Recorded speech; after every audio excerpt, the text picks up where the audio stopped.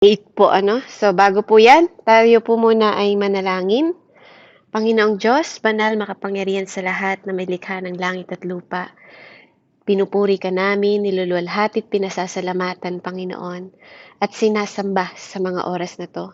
Maraming salamat po, O Diyos, sa kabutihan mo sa bawat isa, sa kaligtasan, sa pagpapatawad, Panginoon, sa pag-iingat at pagproteksyon mo sa amin at sa mga mahal namin sa buhay.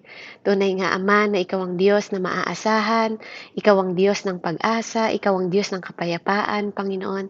Kaya sa mga oras na 'to, patuloy naming inaanyayahan, Panginoon, ang iyong banal na Espiritu sa kalagitnaan ng gawain namin. We are expectant, Father God, na nandito ka sa kalagitnaan ng gawain sapagkat sa iyong salita, Ama, 2-3 taong nagkatipon, nandito ang presensya mo. Kaya salamat, O Diyos, na patuloy na pagtugon mo sa mga pangangailangan namin, hindi lang pisikal, espiritual at emosyonal, Panginoon Lord. Salamat sa pagtatanggol mo sa amin na mga anak mo. Salamat sa patuloy na wisdom, knowledge, and understanding na ipagkakalob mo sa araw na to. Patuloy na maparangalan nawa, Panginoon, ang iyong anak na si Jesucristo sa pamamagitan ng buhay ng iyong lingkod, Ama. Kasangkapanin mo lang ako na maging mouthpiece, Panginoon. Itago mo ko sa likuran mo, ikaw mag-speak, ikaw magsalita, ipaunawa mo, Panginoon, kung gaano ka makapangyarihan, Ama. You are Almighty God, sovereign, omnipotent, and omnipresent God. Kaya, Lord, sa mga oras na to, hayaan mong maparangalan ang iyong pangalan sa pamamagitan ng iyong anak na si Jesucristo, Panginoon. At hayaan mong tumimo sa puso at isip ng bawat isa kung sino ka sa aming mga buhay at kilalanin ka namin, Panginoon, bilang Ama namin, bilang tagapagligtas namin, bilang Diyos namin, bilang Hari ng mga hari, Panginoon, at walang ibang Diyos na luluhuran, Panginoon, at ma-exalt sa mundong ito, kundi Ikaw lamang, Ama.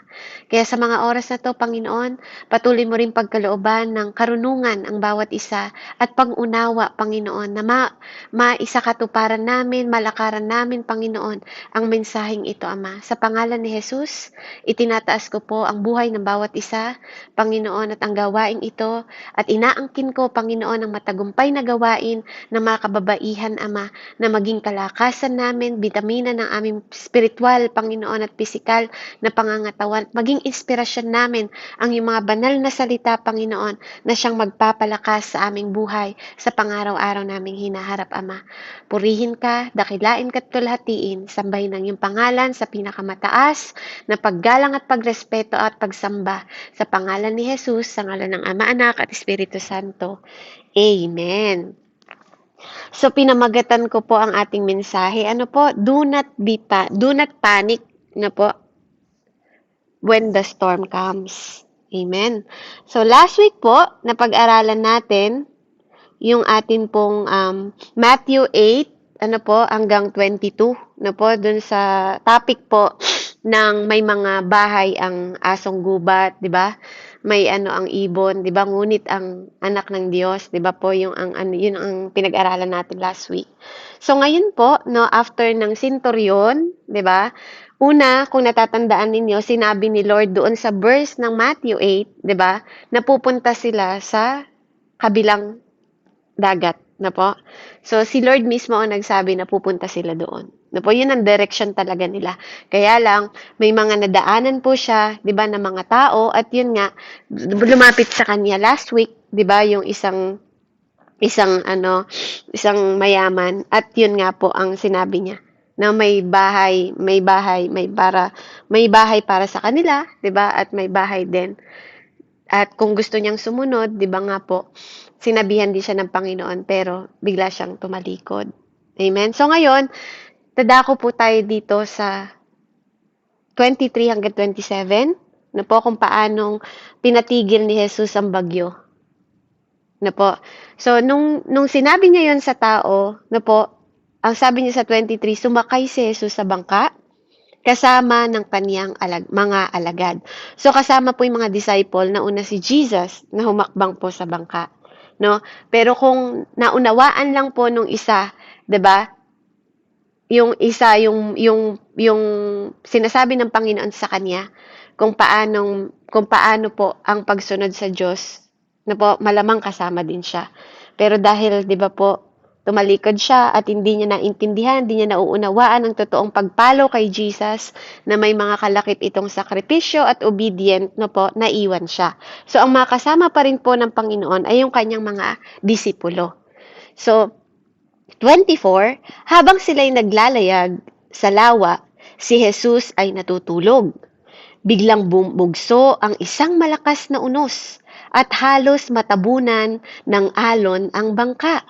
Kaya nilapitan ng mga alagad si Jesus at ginising, Panginoon, iligtas ninyo kami, mamamatay kami. Sabi nila. Ngunit sinabi niya sa kanila, bakit kayo natatakot? Napakaliit naman ng inyong pananampalataya. Diba? Sabi niya po. Tapos, sabi ni Lord dito, hallelujah,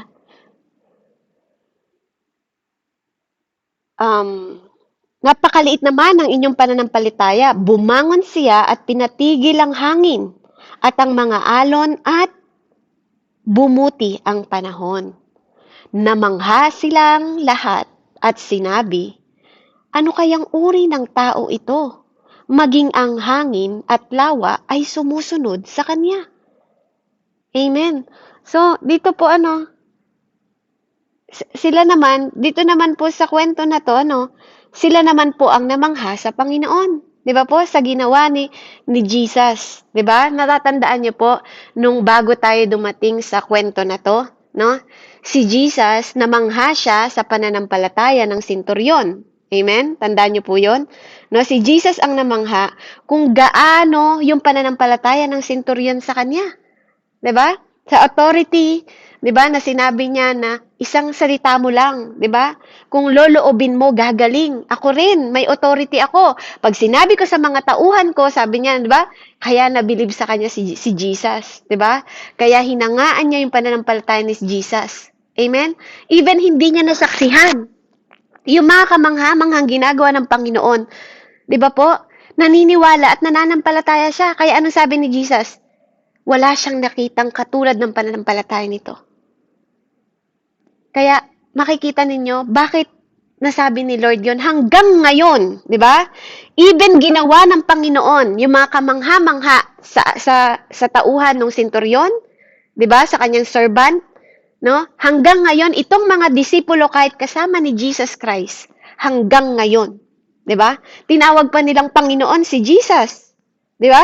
Pero ang sabi nila, bakit tinawag nilang Panginoon, pero sinabi nila, dineclare na nila na mamamatay kami. 'Di ba? Po? Kaya minsan po, tayong mga mananampalataya, po, nakakalungkot din kasing isipin na mananampalataya tayo, tinatawag natin Panginoon ng Diyos, pero ang totoo, 'di ba, nabubuhay tayo sa takot. Po? Tinatawag natin siyang Panginoon, tinatawag natin siyang Lord, amen?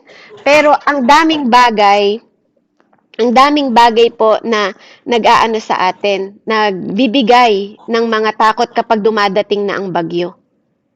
Amen? Kaya, siyasatin po natin yung puso natin, yung isip natin, kung talaga bang Panginoon siya. Po? Kasi sinasabi mo na Lord and Savior mo siya, pero bakit pag dumadating na yung mga storm, yung mga problema, yung mga unos ng buhay, ikaw, ang nangyayari sa'yo, parang piling mo, katapusan na ng mundo. Wala nang magagawa, mamamatay ka na, 'di ba? Kaya bakit ko pinamagatan ito na do not panic when the storm comes. Po? Kasi dito nasaksihan ng mga disipulo ng Panginoon kung gaano makapangyarihan ng Panginoon. Po? Kaya minsan, 'di ba, ang Panginoon may kapayapaan siya, natutulog lang siya, 'di ba? Dumating daw ang unos at alon, 'di ba? Sa bangka, pumasok na po siguro yung tubig sa loob, ganyan. No, lakas-lakas ng hangin, pero ang sarap-sarap pa rin ng tulog ng Panginoon. Kapag ikaw talaga, alam niyo po, hindi ka lumalakad sa physical, sa matang physical, sa matang at spiritual ang ginagawa mo, 'di ba? Sabi nga, do not live by flesh, but by spirit. 'Di ba? Kasi pag nakalib ka sa flesh, feeling mo lagi kamatayan ng dulo nun. 'Di ba? Lagi kang mamamatay lagi. Pero sabi niya nga, 'di ba? Pag lumalakad ka sa espiritu, 'di ba? Yun ay buhay at pag-asa. Kapayapaan. Yun yung binibigay kapag tayo ay nakalakad at lumalakad sa Espiritu. Kaya dito po, kung paano, bakit sila namangha sa Diyos?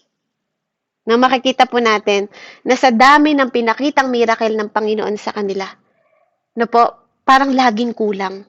Minsan ganun tayong mga tao. Sa dami ng ginawa ng Diyos sa'yo, mas malala pa nga yung nangyari sa'yo noon. Pero pag may dumadating na problema sa'yo ngayon, piling mo ulit, talunan ka. Ang hirap po na namumuhay ka sa piling mo lang. Alam niyo yun, yung feeling, yung pakiramdam mo, feeling mo ganito, feeling mo ganyan, feeling mo pinag-uusapan ka ng tao, feeling mo huling mo na, wala nang pag-asa, 'di ba? Yung ganon. Ang pangit ng pananampalataya po na ganon, na paiba-ibang isip. Kaya sabi ng Lord, ayaw niya sa tao na paiba-iba yung isip. Minsan malakas ang pananampalataya, minsan hindi. 'Di ba? Yung wala tayong certain hope. 'Di ba, wala kang kasiguraduhan na sinasabi mong mananampalataya ka, pero bakit pagewang-gewang yung faith mo? Yung ang saya-saya mo pag magpapasalamat ka, 'di ba? Pag may dahilan para magpasalamat ka, ay salamat po sa Lord kasi natugunan yung ganito ko, natugunan yung ganyan ko. Pero pag may problema ka, ba't di mo makuha magpasalamat? 'Di ba? Nagpapasalamat ka lang ba dahil may blessing sa'yo? Nagpapasalamat ka lang ba dahil nakakakita ka ng miracle ng Diyos? Nagpapasalamat ka lang ba dahil natutugunan yung mga kailangan mo? 'Di ba? Nagpapasalamat ka lang ba dahil may dahilan para magpasalamat ka? Paano kung wala ka na makitang dahilan? 'Di ba? Paano kung katulad ka ni Job na wala ka nang makitang dahilan? Patay lahat ng anak mo in 24 hours, wasak lahat ng gamit mo, 'di ba? Wala ka nang dahilan para magpasalamat. Magpupuri ka pa rin ba? 'Di ba? Kasi that is faith. Yung pag-alam mo na hinubad talaga ni Job, 'di ba? Sabi niya, hubad akong pinanganak, hubad din akong babalik. 'Di ba? Alam niya at tanggap niya at kilala niya, 'di ba? Kung tutuusin noon, sa buhay ni Tatay Job, wala pang Bible. Walang Bible. Wala siyang katulad mo at katulad ko na mapanghahawakan na pangako na galing sa Diyos. Hindi katulad mo ngayon, ang dami mo nang naririnig na mga tinig ng mga pastor, ang dami mong binabasang scripture, pero wala kang pinanghahawakan pag dumadating yung bagyo ng buhay mo. 'Di ba? Panik na panik ka na. Hindi mo na alam yung gagawin mo pag may problema ka. Hindi mo na alam yung salitang tiwala sa Diyos, hindi mo na alam yung salitang pananampalataya sa Panginoon. Amen? Kaya ang first point po natin, hallelujah, sa atin pong teaching ngayong araw na to, ang first point po natin is Jesus is the captain of the boat. Si Jesus, ang captain, hindi ikaw. Tatandaan po natin sa buhay na to, hindi ikaw ang captain, hindi ikaw ang driver. Amen? Ibigay mo yung manubela sa Panginoon.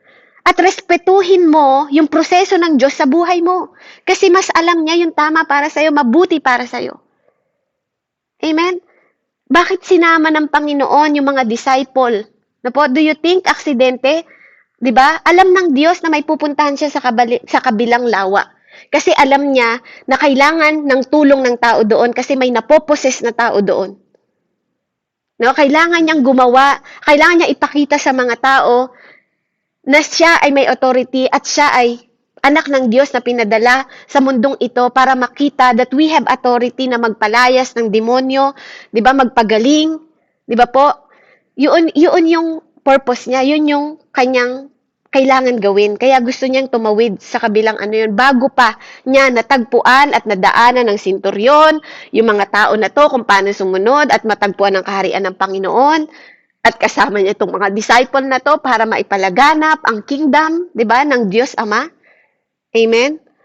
Kaya ito po ay kagustuhan ng Panginoon, kalooban ng Panginoon lahat ng to, para subukin, patatagin ang pananampalataya ng mga disipulo niya na nakakasama niya at nakakasaksi ng lahat ng ginagawa niya.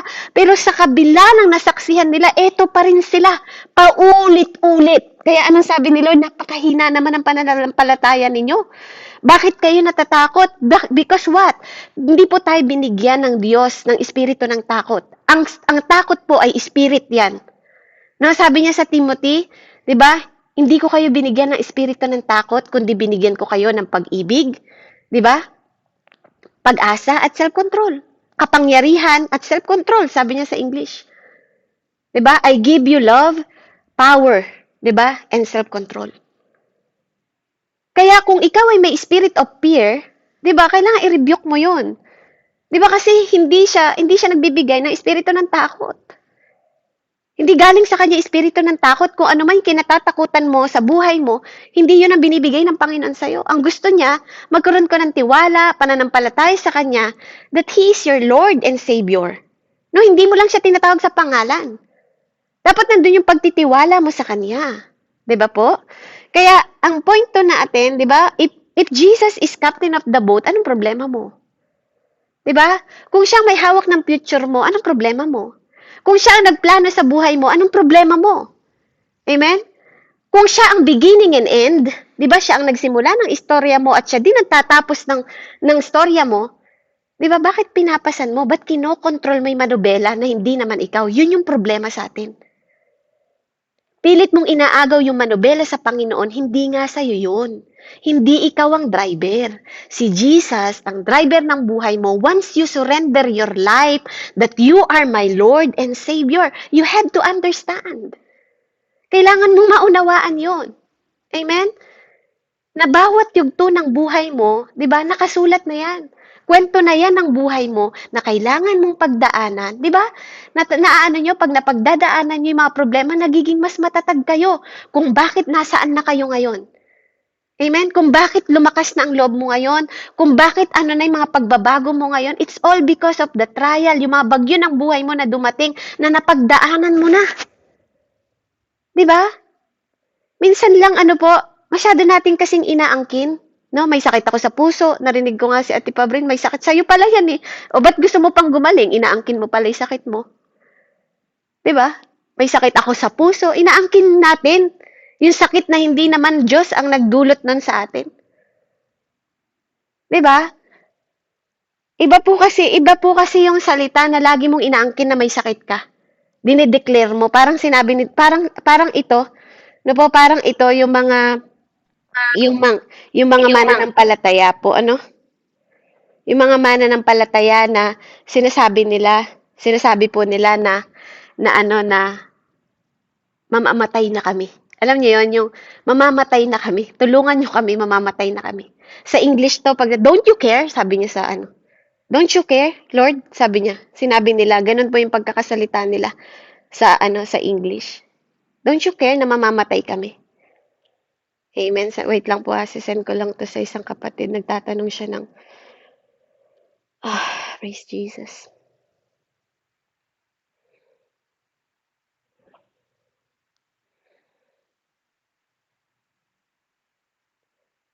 Yan.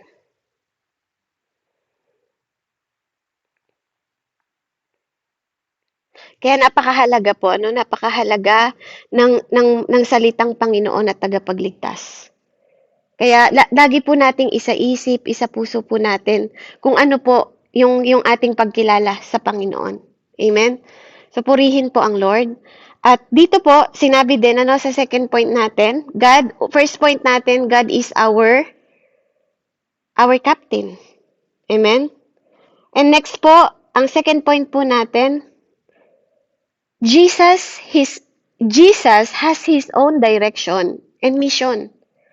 May sariling direction si Lord sa buhay mo.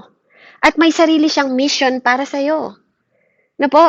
Kaya katulad po ng sabi ko sa inyo, kung si Jesus ang captain, yung first point natin, na si Jesus ang captain ng boat mo, 'di ba? At siya po ang driver. Amen? So, ibig sabihin, siya ang nakakaalam ng direction kung para saan ka. 'Di ba? Kung saan yung lugar, kung saan ka pupunta, kung anong purpose mo sa buhay mo, kung bakit ka nabubuhay, siya ang nagplano ng lahat ng 'yon, 'di ba? Sabi nga niya, napaka-popular. 'Di ba? Lagi nating kina-capture, lagi nating inaano yung for I know the plan. You know pala eh. 'Di ba? For you know the plan pala eh, 'di ba? Declares the Lord, 'di ba? Memorya pa ng iba yung Jeremiah 11:29. 'Di ba? O, anong kabisado mong verse? Oh, for I know the plan, declares the Lord, plan to prosper me, 'di ba? Not to harm me, but to give me hope, 'di ba? To prosper me, 'di ba? Kina-capture natin pero hindi nagma-manifest sa buhay natin. Nakakalungkot po, na gano'n ang nating mga Kristiyano minsan. Madalas at maraming Kristiyano po ang gano'n. Ang daming kabisadong verse pero hindi nagma-manifest sa buhay nila. Hindi nabubuhay yung word sa kanilang buhay. Lalo na, especially pag dumadating yung storm. Diba? Kaya Jesus, meron siyang own direction para sa'yo. Kasi siya ang captain. May map siya para sa'yo. Di ba? May mapa siya, may direction siya ng mapa. Si Beverly, dito ko dadalhin yan sa US. Si Billie Jean, loloobin ko na makapunta yan sa Middle East. O itong si Nika, loloobin ko makarating yan sa Taiwan. 'Di ba? Doon siya magtatrabaho, doon niya habang nandoon siya, 'di ba, magkakaroon siya ng ministry, magkakaroon siya ng mga ganito, magkakaroon siya ng disciple. Tapos si Nori J, hindi ko pa aalisin ng bansa to. Gusto kong makita niya kung gaano ang halaga ng mga kabataan at henerasyon sa mga susunod na henerasyon in future. God has plan. 'Di ba? God has plan. 'Di ba? Itong si Nori J, mamimit niya tong si Beverly. 'Di ba kasi hindi ko po pinlano.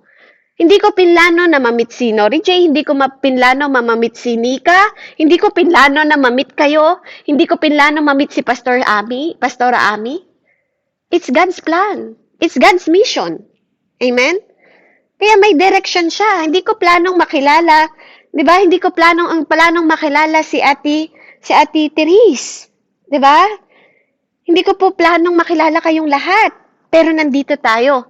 'Di ba? Tinipon tayo ng Lord. Nagkaroon tayo ng bonding, nagkaroon tayo ng pagmamalasakit sa bawat isa, nagkaroon tayo ng pagmamahal at pag-ibig sa bawat isa. Because of the plan. Amen? Because of the plan and direction ng Lord sa buhay natin. Sinong mga tao sa buhay ninyo ang pinlano nyong makilala at makatagpo? 'Di ba? Ano sa buhay ninyo yung mga pinlano nyo? Pinlano nyo ba na, magkakaroon ako ng anak? 3 babae, 'di ba? 3 lalaki. Sino ba, 'di ba? Sino nakakaalam dito ng future nyo? Kung bakit kayo nandyan ngayon? 'Di ba? Pinlano nyo ba lahat 'yan? 'Di ba po? Kayo ba yung naglagay ng direction sa buhay ninyo? Do you think si Pastora Ami gusto niya maging pastora? Or yun yung purpose ng Lord sa kanya? Yun yung mission ng Lord sa kanya. Simula nung sinurrender niya yung buhay niya sa Panginoon, nilid siya ng Lord na this is your direction. Amen? Do you think, tanong niyo si Pastora Ami, pinlano mo ba na maging pastora? Di ba yung ba'y plano mo sa buhay mo? Pastora Ami, sample nga lang po. Pastora Ami, kayo po ba pinlano niyo po yung iyong pagiging pastora? No, actually medical, kumbaga midwifery course ako. At andun nga na kung saan okay, nagtrabaho ako ng 4 years sa hospital, pero at the end, nung ako'y yung maraming plano si Lord. Napunta ako sa Hong Kong, nakilala ko siya doon. At doon ko pag-uwi ko pa dito sa Pilipinas, pagbalik, akala ko naka-assist lang ako kasi sa aming leader na magpa-plan ng church. Pero later on, habang nakikipag-ano na ako kay Lord, anak, ikaw ang magpapatuloy. So, ayun, dito na, lately na lang kung nga na ako tinatawag ng pastor ni Lord, na likod niya. Hindi ko Amen. pinalangin, hindi ko inisip. Yes, At amen, di ba? diba? Ganun talaga, oo. Opo. I think nagplano din si Pastora magkaroon ng sariling pamilya. Yun yung plano niya sa buhay niya, pansariling plano niya na, Yes. 'di ba, magkaroon ng anak, sariling anak. Pero ang nangyari sa kanya, mga spiritual na anak ang anak niya. 'Di ba? Kasi hindi yun yung plano ni Lord sa kanya. Once she surrender her life to the Lord, yung plano mo, hindi na yun yung plano. 'Di ba? Mapapalitan na yon yung plano na ni Lord at purpose niya sa buhay mo. Ang mangyayari, direction na ng Panginoon. Amen? So kung siya ang captain, ang first point natin, si God ang captain ng boat. Amen? Next po, si Jesus have own direction and mission para sa buhay mo. At para sa buhay ko. 'Di ba? Sino gusto dito mapahiya? Pero nung sumunod tayo sa Panginoon, napapahiya tayo. Kailangan natin tanggapin na mapahiya. Ito yung way niya. Ito yung direction niya sa atin na kailangan natin minsan mapahiya. 'Di ba? Sa pagsunod natin sa Panginoon, napapahiya tayo sa mga tao kahit tama naman yung sinasabi natin. 'Di ba? Kahit gusto naman natin mabuti para sa kanila. Dahil gusto natin, matupad din natin yung mission ng Diyos sa kanila, pero hindi po ganun kadali.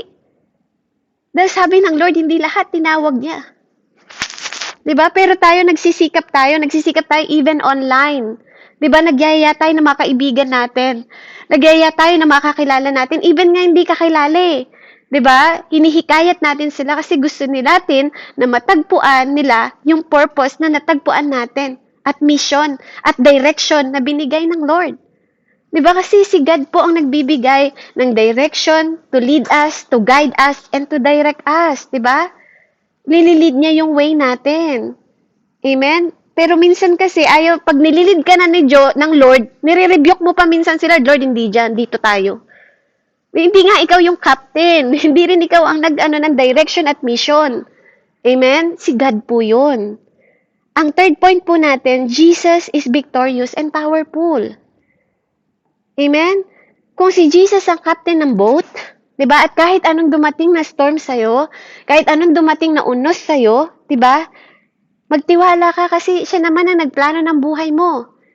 In present, in your past, in your present, and in your future. 'Di ba? He is God. Nasa sinapupunan ka pa lang, Jeremiah, 'di ba? Nasa sinapupunan ka pa lang, may plano na siya. Do you think dadalin ka niya?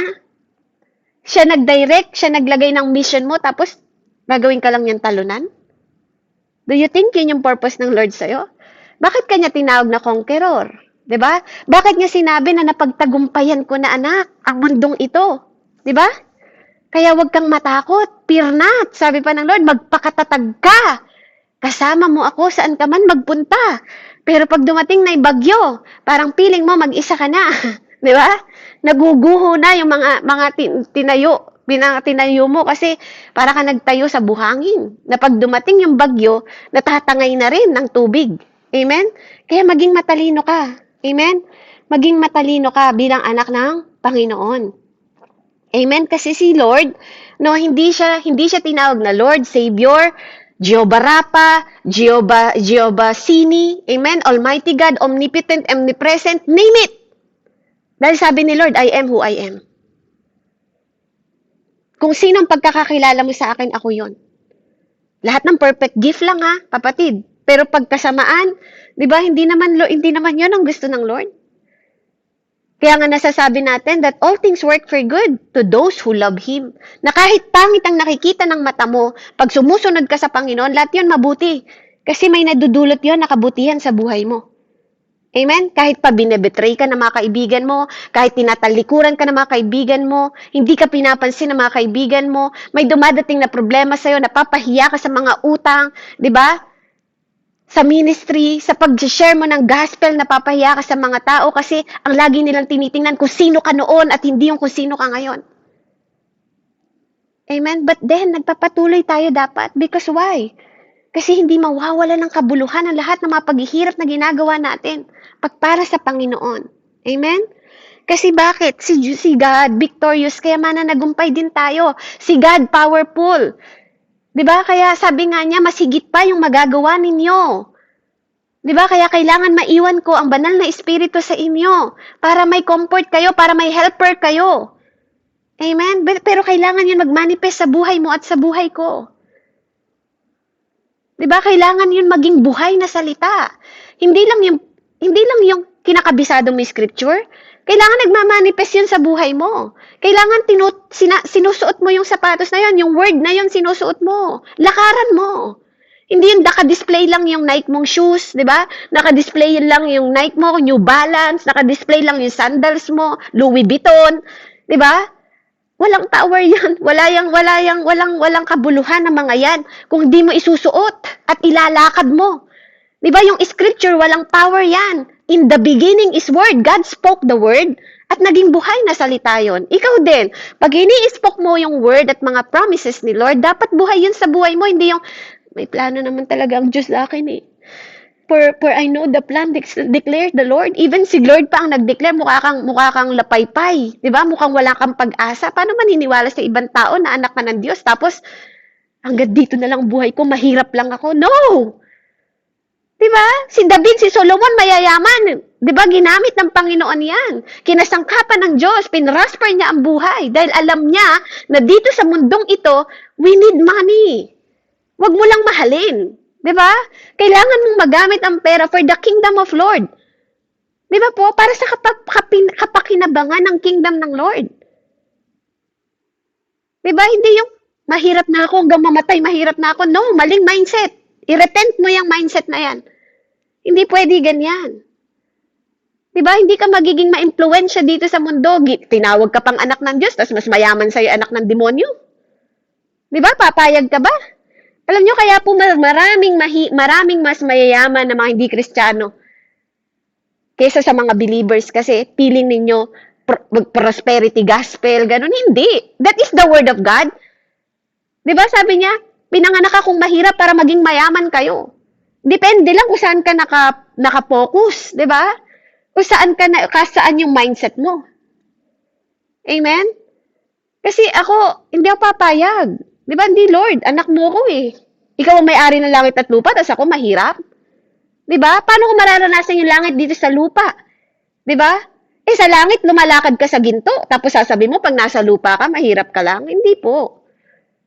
'Di ba? Hindi ganun dapat ang mindset. Dapat nangangarap ka rin na, Lord, 'di ba? I break the through, 'di ba? Break ko 'to, tinatanggal ko 'yung chain na 'to.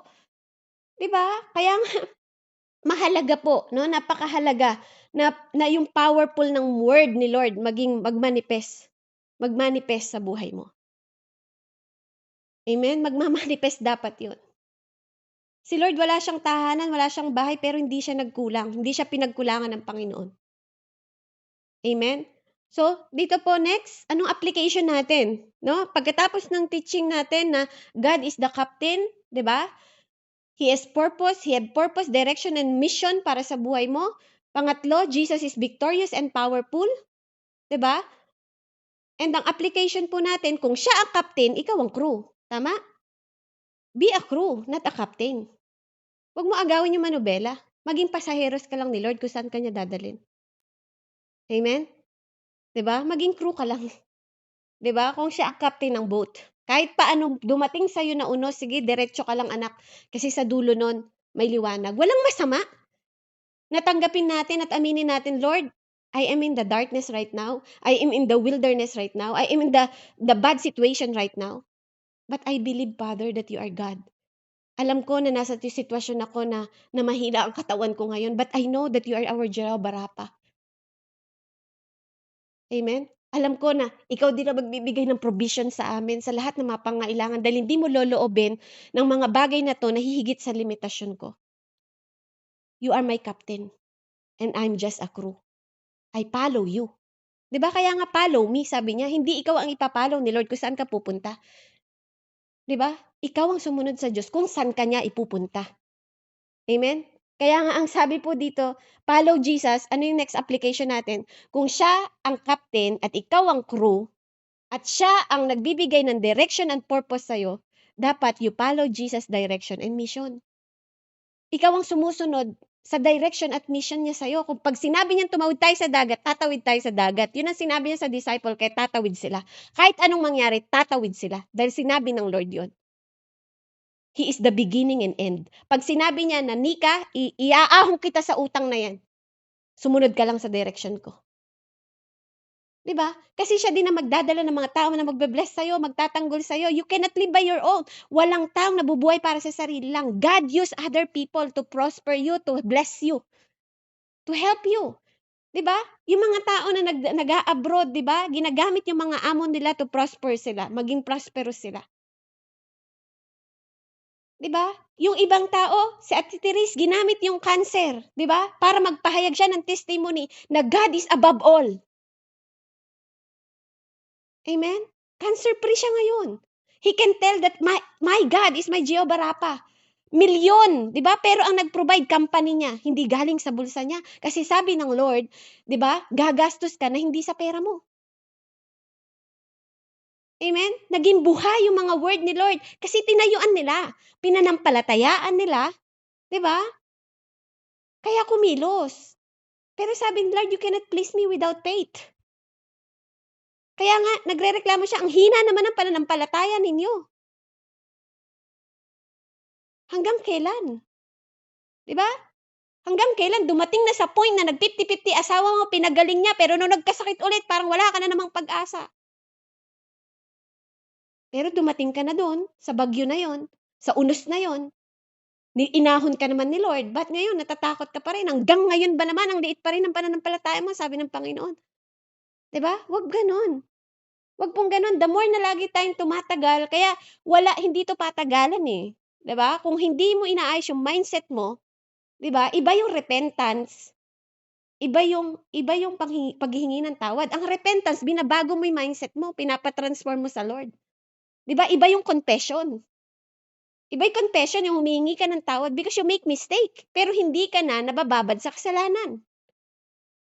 Amen? Kaya yung direction at mission natin, yes, we make mistake. But it doesn't mean iiwanan ka na ng Diyos. Kasi hindi niya pwedeng bitawan yung salita niya na I will never forsake you nor leave you. Amen? Hindi siya sinungaling na Panginoon. Kaya, ano yung third application natin? We should trust your captain completely. Diba? Kailangan mo magtiwala sa captain. Sa captain ng boat, completely. Kung paano ka sumasakay sa eroplano, alam mo na pag sumakay ka sa eroplano, makakauwi ka sa Pilipinas. Ganun yung dapat tiwala mo sa Diyos na yun eh. Diba? Kasi yung captain ng pilot ng eroplano, nilikha lang ng Panginoon yun. Yung captain ng bangka or barko, nilikha ng Diyos yun, pero nagtitiwala ka. Pero yung Diyos na naglikha, hindi ka nagtitiwala? Diba? Bakit nawawala yung pananampalataya mo? Yung pag-asa mo na nawawala? Diba? Mas nagtitiwala ka pa sa piloto ng eroplano. Diba? Na makakarating ka sa Pilipinas, dapat ganun din. Completely yung tiwala mo sa Diyos na yun. Diba? Na nagdala sa'yo dyan sa bansa kung nasaan ka ngayon. Napakahalaga nun. Dapat complete. Diba? Kung totoong sinurrender may buhay mo sa Lord, as the Lord and Savior ng buhay mo, kahit anong unos at bagyo, do not panic. Do not be panic. Kasi dapat ang foundation mo nasa pangako ng Diyos. Nasa salita niya, nasa, 'di ba, na hindi kanya pababayaan. Hindi kanya iiwanan. Tapat siya sa pangako at hindi siya sinungaling na Diyos, hindi siya pabago-bago ng salita at pabago-bago ng isip na katulad mo at katulad ko. Marami nang napatunayan ng Panginoon mula pa noon hanggang ngayon, even sa mga Israelite before, na-captive sila ng 40 years, 20 years, 'di ba? Ilang taon ka pa lang ngayon. 'Di ba? Naranasan mo ba kung gaano katagal, 'di ba? Even sila noon naranasan nila yung damit nila hindi naluluma. Kung lumalaki sila, lumalaki din damit nila, pati tsinelas nila, 'di ba? Lumalaki din. Pati paa, kahit gaano pa lumaki paa nila, lumalaki tsinelas nila. But still, yung pananampalataya nila wala pa rin. Ganon din ba tayo? Hanggang ngayon ba naman ganon tayo? Kahit paulit-ulit na ilang mga judge, ilang mga king ang namahala sa kanila. Na paulit-ulit silang nililigtas ng Panginoon. Ilang propeta, paulit-ulit, hanggang ngayon sa henerasyon natin, paulit-ulit pa rin tayong nililigtas ng Lord. Kahit alam niya na nagkakamali tayo, kahit alam niya na hindi tayo perfecto, huwag naman tayo mag-self-pity. Huwag naman tayo na, ganito lang ako Lord, ganito. Yes, alam niya from the beginning, ganyan ka kapatid. Pero still, He chose you. Hindi nga ikaw pumili sa sarili mo, siyang pumili sa'yo bilang maging disipulo niya. Kaya sumunod ka sa direksyon at mission niya. Sumunod ka sa purpose niya para sa buhay mo. 'Di ba?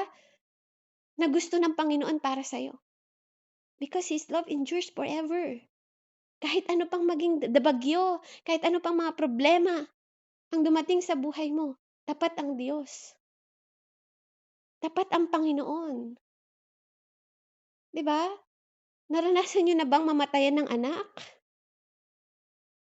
'Di ba? Kung nandito si Ate Cristita, namatayan po siya ng anak, pero nandito siya nagpapatuloy. 'Di ba? Naranasan niya ma-ospital yung anak niya, pero nagpupuri. Kung alam niyo po yung kwento ni Ate Cristita, alam niyo ba dinideclare na ng doktor, patay na yung anak mo, umawit, tinaas yung dalawang kamay, purihin ka Panginoon. 'Di ba? Kaya niyo ba 'yun? Dine-declare ng doktor patay na 'yung anak mo, nasa bagyo ka, nasa storm ka, nasa unos ka, pero nagpupuri ka kahit walang dahilan, 'di ba? At ngayon pasasalamatan ngayon, bakit? Kasi kung binuhay ng Diyos 'yung anak niya at mahihirapan din siyang magpaaral ng anak niya, 'di ba? Mahihirapan din siya, makikita niya anak niya araw-araw nakahiga sa kama. Araw-araw susubuan niya kasi lantang gulay kasi sa ulo 'yun, eh. Kahit maoperahan pa 'yun, saan sila kukuha ng pang-supply? Pero dahil ang Diyos ay may purpose at misyon, may direksyon sa buhay niya, hindi niya gustong mahirapan tayo kahit pa 'yun masakit para sa'yo. Because this is not your home. Hindi ito yung home natin. You have to understand na pansamantala lang tayo dito. This is our training ground. Dinadarang ka dito sa apoy. Sabi nga niya, dadaan ka sa dagat, 'di ba? Pero di ka malulunod. Dadaan ka sa apoy pero di ka masusunog. Isaiah 43:1 and 3 po. Dadaan ka sa storm, pero di ka mapapahamak, di ka itatangay ng hangin. Bakit? Even ang mga hangin at bagyo, kayang kausapin ng Diyos. May tenga din sila para sa Panginoon. Ikaw, kamusta'y tenga mo para sa mga salita at pangako ng Diyos? Mabuti pa yung hangin, marunong makinig sa Diyos. Mabuti pa ang bagyo, pag sinabi ng Lord na tigil, tumitigil. Ikaw, pinatitigil ka ng Lord, ayaw mo pa rin tumigil. Ikaw pa rin na nagkokontrol ng sarili mo. Ikaw pa rin na nagdidesisyon para sa sarili mo. Hanggang kailan ka hindi makikinig? Mabuti pa ang storm, sabi, mabuti pa ang hangin may tenga para sa Diyos. Pero ikaw, kamusta? Kamusta'y pundasyon mo? Amen? Kamusta'y buhay mo ngayon? Walang pakialam si Lord kahit gaano ka katagal na naglilingkod kung ang pundasyon mo hanggang ngayon nandun ka pa rin. 'Di ba kasi God, it's matter to God na ma-built niya yung mga faith na mga disciple niya noon bago siya mawala. Mahalaga sa kanya yung pagbabago. Mahalaga sa kanya yung pagbabago ng isip mo, ng puso mo, na alam mo that His love for you will endure forever. His love for you is eternal. His love for you as your captain, di ba? As your planner, di ba po? As a victorious and powerful God is with you, is dwelling upon you. You have to walk. Walk with faith. Hindi walk with fear. Kasi hindi yun yung binigay ng Diyos para sa'yo at para sa akin. Kaya siyasatin mo yung buhay mo ngayon, nasan ka, kapatid? Nasan ka na? Nasan ka ng yugto ng buhay mo ngayon? Amen? Kaya purihin po ang Diyos. To God be the glory. I hope and I pray na po na nakita natin yung gusto ng Panginoon na tuwing dumarating ang bagyo ng buhay natin, hindi tayo nagpapanik. Kasi we believe that Jesus is our captain. Jesus have His own direction and mission and purpose para sa'yo. Jesus will lead you. Amen? And Jesus is victorious and powerful God. Amen? Kaya yung mga application po sa buhay natin, if Jesus is the captain, be the crew. Amen? Be His crew, not captain. Follow Jesus' direction and mission. And trust the captain completely. Trust the King of King and Lords of Lord ng buhay mo. Kung yung King nga pinagkatiwala niya yung buong nation sa Panginoon. Si King David, pinagkatiwala niya, hindi siya nanagumpay kundi siya nagtiwala sa Diyos na yon. Ang battle pa nila noon talagang aktwal na labanan. Ikaw pa ba? Na pamilya mo lang yung binabattle mo? 'Di ba pamilya mo lang yung niligtas niya noon, buong Israel, buong nation, lahat ng buong mundo. Tapos ikaw ngayon sa pamilya mo lang, sa anak mo lang na nakagat ng pusa, sa ganito lang na ikaw nakagat sa puwet, ano ba yung mga 'di ba? 'Di ba yung mga gano'ng problema nagkasakit lang, yung noon nga may leprosy pa, 'di ba yung noon nga bulag, 'di ba yung noon nga paralisado buong katawan mula ulo hanggang paa, ikaw sakit sa puso, ganito tumitigil ka, napapatigil ka ng mga problema at unos na 'to, napaproblema sa buhay, napapatigil ka ng paglilingkod. Amen? 'Di ba? self-check po tayo. Siyasatin natin yung buhay natin. Nasaan tayo ngayon? Nasaan yung pundasyon? 'Di ba? Nasaan? Nagpapanik ka pa rin ba? 'Di ba? Walang masama na aminin mo na may darkness at wilderness sa buhay mo. Pero sabi ni Lord, 'di ba? And the Lord says, "Have light." 'Di ba? Sabi niya, oh, nagkaroon ng light. Sabi niya, nung nakita niya ang darkness, 'di ba? In-spoke ni Lord yung light, nagkaroon ng light. Yes, i-admit natin na may darkness ang buhay natin, pero there's a light. There's a hope in future. 'Di ba? Yes, may rainy days, but there's a rainbow after the rain. There's a covenant for you and for me. Amen? At hindi yun covenant na basta pangako ng tao lang na napapako. Pangako ng Diyos yun, kapatid. Kapag in-order ng Lord, hindi pwedeng baliin ng tao yun. Kahit kaaway mo lahat ng tao, isa ka na lang nakatayo, si David, di ba? Si David nakatayo, isa na lang siya nakatayo. Hayaan mo ang Diyos na magtaas sa'yo. Kahit binabagsak ka na lahat ng tao, hindi hila ka nila pababa, hayaan mo ang Diyos ang magtaas sa'yo. Kasi kinikilala mo siya bilang Panginoon mo at tagapagligtas. Kaya yun nawa po ang magmanifest sa buhay natin. No, walang salitang give up. Kasi mayroon kang victorious and powerful God. Purihin po ang Panginoon. Let's pray. Heavenly Father, we thank you. Salamat po, Panginoon, dahil sa'yo, we don't have to be panic. Kailangan namin mag-completely trust in you, Father God. Ano man ang pinagdadaanan namin, mapasakit man ito, Panginoon, kalamidad, sitwasyon, circumstances ng buhay namin, Panginoon, sa mga oras na to, Lord, we believe that you are above all. You are above all, Panginoon, and your power is above all. Ikaw din ang spirit na mas malakas kahit ano pang espiritu ang meron sa mundong ito. Binigyan mo kami ng kapangyarihan na tapakan ang mga espiritu ng kasamaan, Panginoon, at ibigay ang katagumpayan sa amin. Dahil bilang Ama namin na victorious, we are mananagumpay din, Panginoon. At we are conqueror, Father. We are the ambassador at binigay mo yun sa amin. Anak mo kaming lahat. Kaya nananampalataya kami, Panginoon, na hindi lang kami servant, Lord. Malaya kaming makalapit sa iyo, malaya kaming humingi ng tulong sa iyo dahil ikaw ang aming Ama sa langit. Na kung ang masamang mga tatay kaya magbigay ng mabubuti, ikaw pa ba na tatay sa langit na nakakatunghay at nakakasaksi ng aming mga kalagayan sa mga oras na to? Ama, na hindi namin kailangang gumanti dahil sinabi mo sa iyo ang pagganti sa mga tao, Panginoon Lord, na nagbibigay sa amin ng panghihina, nagbibigay sa amin, Panginoon, ng mga problema, Panginoon. Lord, we believe, Father God, na by your love, the more kaming nagmamature, the more kaming umiibig sa kapwa namin. By your love, Father God, we conquer everything. Lord, yung love, hope, and faith na ilalagay mo sa puso namin, Panginoon, na malakaran namin ang lahat ng ito. Purihin, dakilain ka, Ama.